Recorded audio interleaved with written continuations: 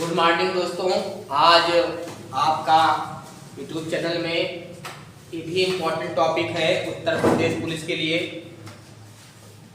पुष्पभूत वंश। खासकर देखा जाए तो आपको हर्षवर्धन के बारे में पढ़ना है जो ज़्यादा इम्पोर्टेंट है। कौन? हर्षवर्धन। तो ये भी बहुत इम्पोर्टेंट है, चाहे जीडी की परीक्षा हो चाहे पुलिस की परीक्षा हो, यहाँ से भी क्वेश्चन को पूछता है। इसके पहले क्या पढ़ाए थे? गुप्तकाल। गुप्तकाल के बाद आएगा पुष्पभूत वंश, उसी के अंतर्गत है। तो यहाँ पे इसी को पुष्पभूत वंश कहते हैं, इसी को वर्धन वंश भी कहते हैं। क्या बोलते हैं? वर्धन वंश। इसके संस्थापक पूछेगा तो कौन होंगे? पुष्पभूत होंगे। कौन होंगे? पुष्पभूत। और इसमें शासक के रूप में कहा जाए, पहला शासक कोई हुआ तो उसका नाम क्या था? प्रभाकर वर्धन। लेकिन उतना फेमस नहीं हुए।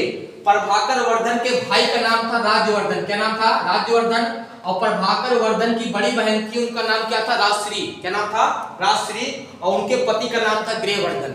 जो इनकी बहन थी राजश्री, ये मोखर वंश की थी। कहाँ की थी? मोखर वंश की थी। और हर्षवर्धन, प्रभाकर वर्धन का पुत्र कौन हुआ? हर्षवर्धन हुआ। ऐसा कहा जाता है कि हर्षवर्धन की फूफा कौन थे? गृहवर्धन थे। और राजश्री के पति कौन थे? गृहवर्धन थे। तो राज्यवर्धन प्रभाकर वर्धन क्या हो गए? जीजा जी हो गए। क्या हो गए? जीजा जी लगते थे इनके। तो इसके बाद क्या हुआ कि कुछ दिन बाद ये जो एक शासक था उस समय पड़ोस में, उसका नाम था गौड़ नरेश। गौड़ नरेश के शशांक। क्या नाम था? शशांक। ये क्या करता है? राज्यवर्धन की हत्या कर देता। किसकी? राज्यवर्धन, मतलब प्रभाकर वर्धन के भाई राज्यवर्धन की हत्या कर देता है। कौन बताइए? शशांक। और गृहवर्धन को भी मार देता है। जब गृहवर्धन को दो लोग, मतलब एक ही फैमिली के, एक ही परिवार के दो लोग को मार दिया। किसको किसको? राज्यवर्धन को और गृहवर्धन को मार देता है। और सुनो, जहां गौतम बुद्ध ज्ञान की प्राप्ति किए थे, बोधि वृक्ष को भी कटवा दिया। और जहां गौतम बुद्ध ने ज्ञान की प्राप्ति की, अगर पूछेगा कि जहां गौतम बुद्ध ने ज्ञान की प्राप्ति किए थे उस वृक्ष को कौन कटवाया? शशांक ने। बौद्ध धर्म की स्थापना कौन किया? गौतम बुद्ध ने। तो गौतम बुद्ध जिस वृक्ष के नीचे बैठे थे पीपल के, कौन नदी थी? निरंजना नदी, फल्गु नदी बोलते हैं उसको। उस नदी को, मतलब इस पेड़ को कटवा दिया। कौन? शशांक। उसके बाद क्या करता है? हर्षवर्धन उस समय काफी छोटा था।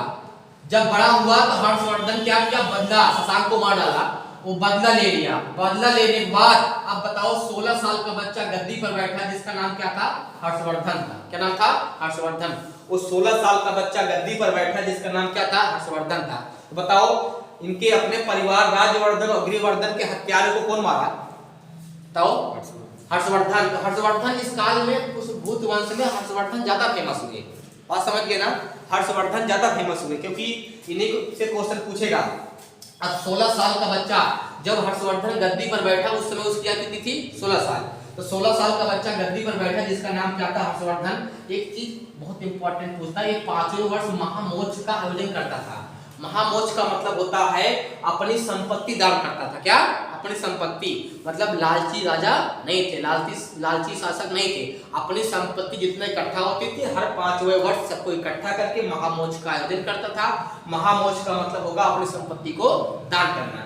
और भारत में कुंभ मेले का आयोजन इन्हीं के काल में शुरू हुआ। भारत में जो लगता है कुंभ मेला, कहाँ कहाँ? भारत में कुंभ मेला 4 जगह लगता है। कहाँ कहाँ? नासिक में, उज्जैन में, हरिद्वार में, प्रयागराज में। नासिक कहाँ है? महाराष्ट्र में है। उज्जैन कहाँ है? एमपी में। हरिद्वार यूपी में है, उत्तराखंड। और प्रयागराज कहाँ है? यूपी में है। तो बताओ भारत में कुंभ मेला कहाँ कहाँ लगता है? 4 जगह। कहाँ कहाँ? नासिक, उज्जैन, हरिद्वार और प्रयागराज। याद रहेगा? बोलिए। नासिक, उज्जैन, हरिद्वार और प्रयागराज। इसमें से तो जान ही रहे हो, पड़ोस में प्रयागराज कुंभ मेला। समझ रहे हो ना? तो यहाँ पे उसके बाद जब इनको मार डाला, अब बताइए मेन जो हर्षवर्धन है गद्दी पर कब बैठे?